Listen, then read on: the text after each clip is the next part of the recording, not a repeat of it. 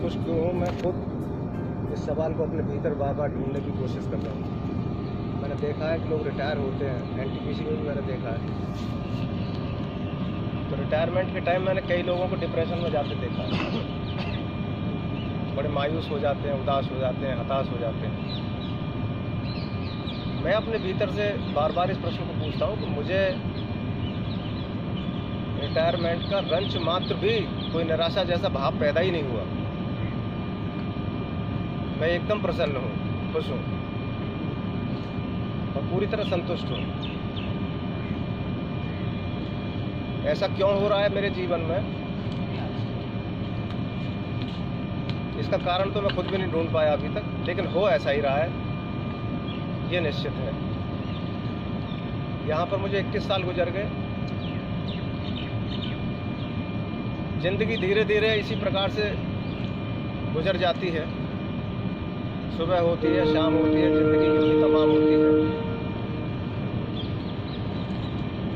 हम लोग बचपन में सोचते हैं कि हम पढ़ लें, हमारा ख्वाब होता है, फिर ये होता है कि अच्छी नौकरी मिल जाए, शादी हो जाए, बीवी मिल जाए, बच्चे हो जाएं, बच्चे पढ़ लिख जाएं, बच्चों की शादी हो जाए। ये एक सिलसिला है जो चलता रहता है, कभी थमता नहीं। और इच्छाएं अनंत हैं, वो कभी पूरी होती नहीं। एक सिलसिला है जो बराबर चलता रहता है और हम उसके पीछे दौड़ते रहते हैं। समय गुजरता रहता है, हमें पता भी नहीं चलता है और एक दिन हम यहाँ आकर बैठ जाते हैं, रिटायर हो जाते हैं।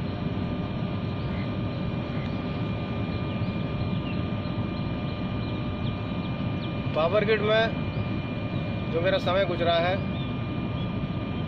मैं अपने आप को बहुत सौभाग्यशाली मानता हूँ कि मुझे ऐसी कंपनी में सेवा करने का मौका मिला। कंपनी ने मुझे सब कुछ दिया, मेरे परिवार का भरण पोषण किया, बच्चों का भरण पोषण किया। अगर मैं इस कंपनी में ना आता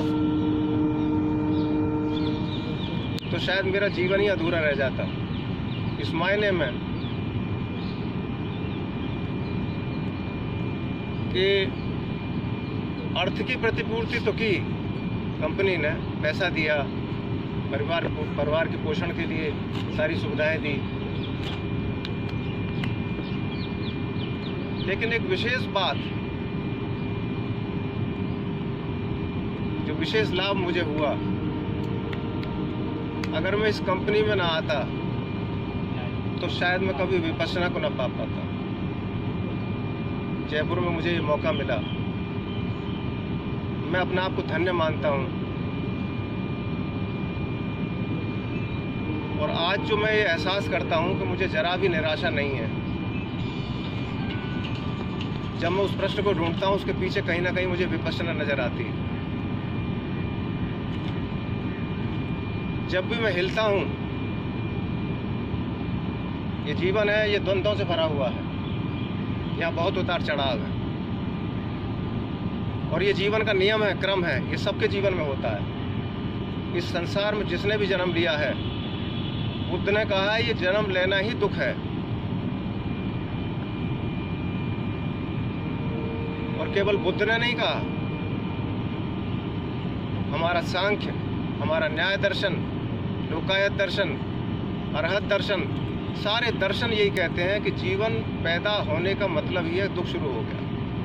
जाति भी दुखा, जरा भी दुखा, व्याधि भी दुखा, मरणम भी दुखम, शोक परिदेव दुख दोमन सुपायासा संभवंती, अपयेहि संपयोगो भी दुखा, पियेहि विपयोगो भी दुखा, यम पे इच्छम न लभति तम पे दुखम, संखितेन पंच उपादान खंड दुखा। ये बुद्ध ने कहा है, संखितेन पंच उपादान खंड दुखा। सारे दुख तो बताइए, आखिर में उसने कह दिया, संक्षेप में कह रहा हूँ, पंच उपादान खंड दुखा। ये 5 उपादान जहाँ इकट्ठे हुए, समझ लो दुख शुरू हो गया।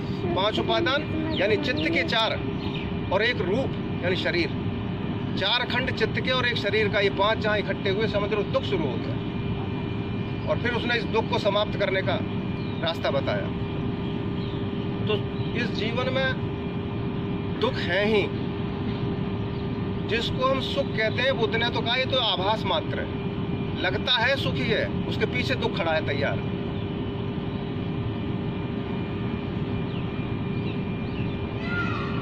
लेकिन ये जीवन में जो सुख और दुख आते हैं, उस महापुरुष ने एक और बात बताई कि इनके बीच में अपने पैरों को मजबूती से गाड़े रखो, उखड़ ना जाओ। फुट्टस्य लोक धम्मेहि चित्तम यस्य न कंपति अशोकम विरजम खेमम एतम मंगलम उत्तमम। लोक धर्म का बुद्ध नहीं इनको, जो उतार चढ़ाव आते हैं, जो द्वंद्व आते हैं, हानि है, लाभ है, जीवन है, मरण है, यश है, अपयश है, निंदा है, स्तुति है, ये सारी चीजें आएंगी, आती हैं। लोग निंदा भी करेंगे, स्तुति भी करेंगे, यश भी होगा, अपयश भी होगा, हानि भी होगा, लाभ भी होगा, सारी चीजें होंगी आपके जीवन में। बहुत सारी चीजें, ये अस्तित्व अनिश्चितताओं से भरा हुआ है, या कुछ भी हो सकता है, और कभी भी किसी के साथ क्या हो जाए कुछ नहीं पता, कुछ नहीं पता। इस क्षण जो है, अगले क्षण पता नहीं क्या घटना घट जाए। संचित कर्मों में से कौन सा प्रारब्ध कर्म निकल के आ जाए और उस कौन सा प्रारब्ध कर्म पक्कर के सामने आ जाए, फल दे जाए, किसी को नहीं मालूम। वो धारा चलती रहती है चित्त धारा के साथ में, कब वो फल दे दे। किसी का बेटा चला गया, किसी का पिता चला गया, किसी की माँ चलेगी, किसी की पत्नी, कितने दुख हैं। लेकिन फुट्टस्य लोक धर्म में चित्तम यस्य न कंपति, जिसका चित्त कंपायमान ना हो, जो चट्टान की तरह अपने चित्त को बनाए रखे, हिल ना जाए, ऐसे व्यक्ति का मंगल होता है।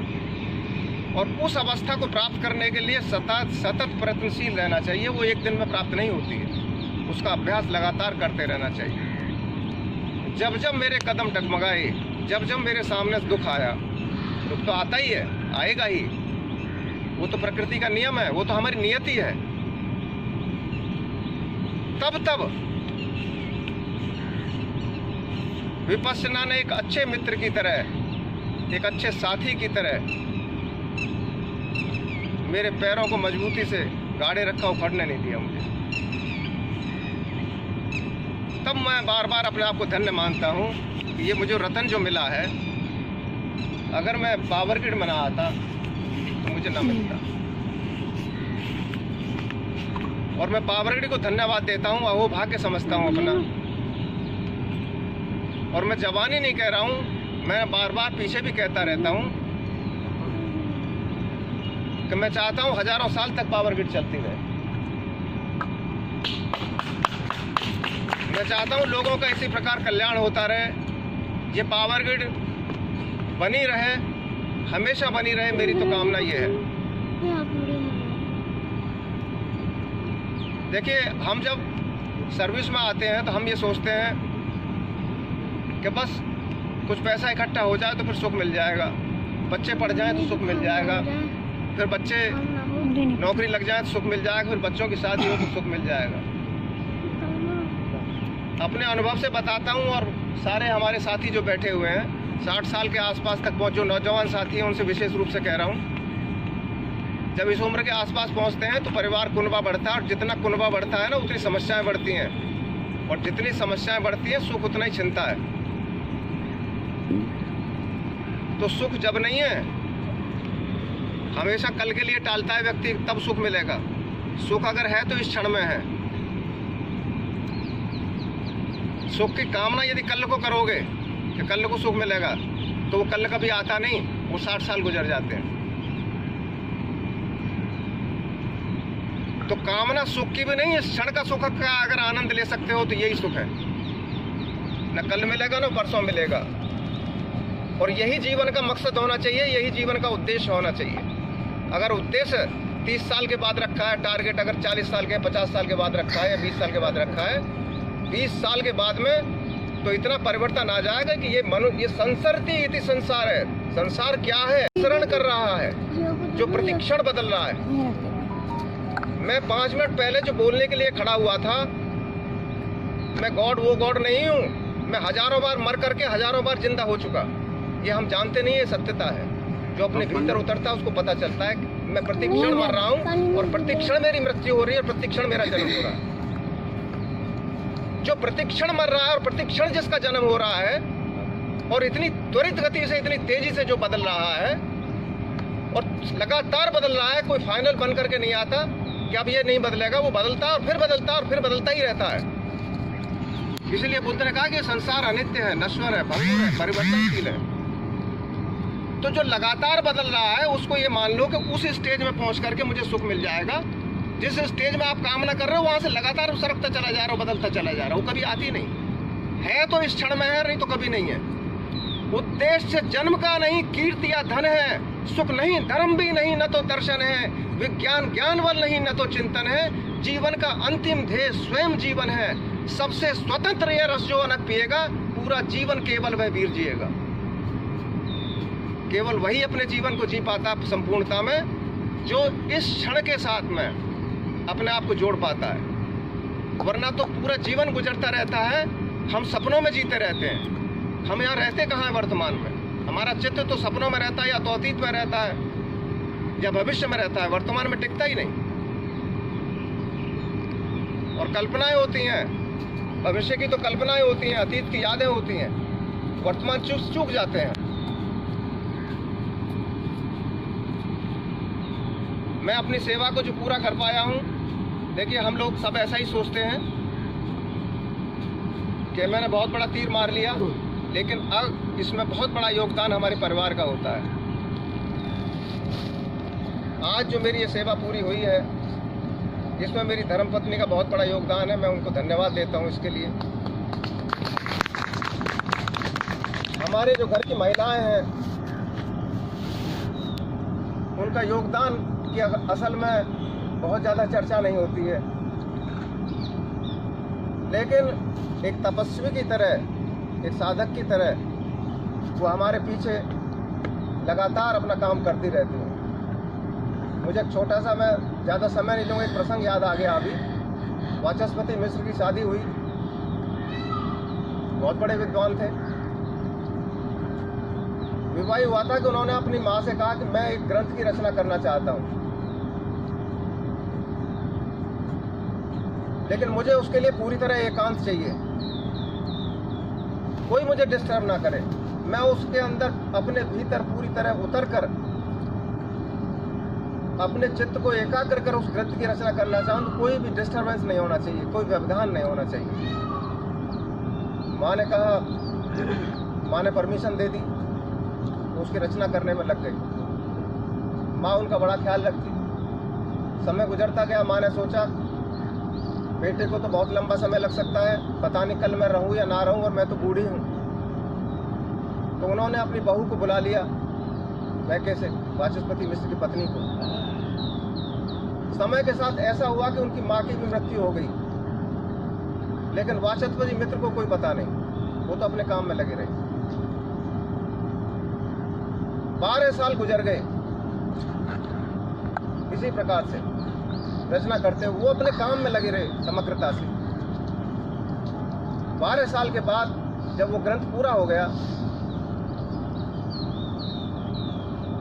ग्रंथ पूरा हो चुका था, वो अपने सोच रहे थे पहली बार बड़े शांत चित्त से, और पहली बार वो अपने आप को बहिर्मुखी उन्होंने महसूस किया, वो तो अंतर्मुखी थे, कि इस ग्रंथ का मैं नाम क्या रखूं। वो ऐसा सोच ही रहे थे कि उन्होंने देखा एक हाथ को, उन्होंने देखा जो दीपक में तेल डाल रहा था, दीपक की लौ बुझने वाली थी। उन्होंने महसूस किया ये तो किसी स्त्री का हाथ है। वो पहली बार बहिर्मुखी थे। उन्होंने पूछा आप कौन? वो उनकी पत्नी थी। उन्होंने पूछा, उन्होंने उनसे कहा आप मुझे जानते नहीं? देवी मैं तो आपको नहीं जानता। उसने कहा 12 साल पहले मेरा आपके साथ विवाह हुआ था, और मैं पिछले 12 साल से आपकी सेवा कर रही हूँ। खाना बनाकर आपका खाना यहाँ पहुँचा देती हूँ, रख जाती हूँ, दीपक में तेल कर जाती हूँ, पानी का लोटा भर। मैंने आपको आज तक 12 साल से कोई व्यवधान नहीं किया। मुझे माँ का निर्देश था, मेरी सास का निर्देश था कि इसको कोई व्यवधान नहीं होना चाहिए। मेरा बेटा बहुत बड़े काम में लगा हुआ है। वाचस्पति मिश्र रोने लगे, उनकी आंखों में आंसू आ गए। उनकी पत्नी कहने लगी मुझे बहुत दुख है कि आज मेरे कारण आपको व्यवधान हुआ। वाचस्पति मिश्र ने कहा तुम्हारे कारण मुझे व्यवधान नहीं हुआ, आज तो मैं बहिर्मुखी था। वो सोचने लगे, वो कहने लगे मैं सोच रहा था कि मैंने बहुत बड़ा काम किया है, 12 साल की तपस्या मेरी ये है कि मैंने इस ग्रंथ की रचना की है, लेकिन जितना बड़ा मान मैंने काम किया है वो तुम्हारे काम के सामने कुछ भी नहीं। और बिना संकोच के, बिना देरी किए उन्होंने इस पुस्तक के ऊपर उस किताब का नाम लिख दिया भामती, जो उनकी पत्नी का नाम था। वाचस्पति मिश्र को तो शायद कभी भूल भी जाए इतिहास में, लेकिन वो बड़ा अद्भुत ग्रंथ है आध्यात्म का। भामती को कभी कोई भुला नहीं सकता, वो अमर हो गई। तो जिस प्रकार से भामती वाचस्पति मिश्र के सफलता में उनका योगदान था, इसी प्रकार से हमारी जो घर में हमारी जो महिलाएं होती हैं, हमारे नौकरी में, उनका योगदान किसी प्रकार से छुपा हुआ होता है।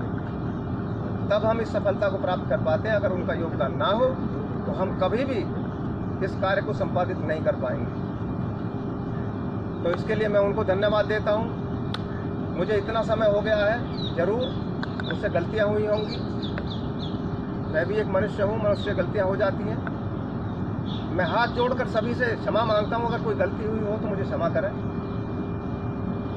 अगर मेरे लायक कोई सेवा हो तो मुझे अवश्य याद करें। मैं हमेशा तैयार रहूँगा। मैं इस कॉलोनी में रहने वाले एनटीपीसी की, क्योंकि 21 साल मैंने गुजारे, यहाँ का पानी पिया है, यहाँ की हवा में मैंने सांस ली है। कोई एनटीपीसी का व्यक्ति मौजूद नहीं, लेकिन एनटीपीसी के सभी लोगों का भी मैं धन्यवाद करना चाहूँगा। मैं कृतज्ञ हूँ यहाँ के वातावरण के प्रति, यहाँ की हवा के प्रति, यहाँ के वायु के प्रति, यहाँ के माहौल के प्रति। उन सबका भी भला होना चाहिए, उन सबका मंगल हो। यहाँ जितने भी प्राणी हैं, मनुष्यतर, कीट पतंग हैं, चाहे पशु पक्षी हैं, सरीसृप हैं, वो दृश्य हो या अदृश्य हो, मैं सबके लिए मंगल की कामना करता हूँ। उन सब का मंगल हो, उन सब का भला हो, और मुझसे अगर कोई गलती हो तो मैं पुनः क्षमा प्रार्थी हूँ। धन्यवाद।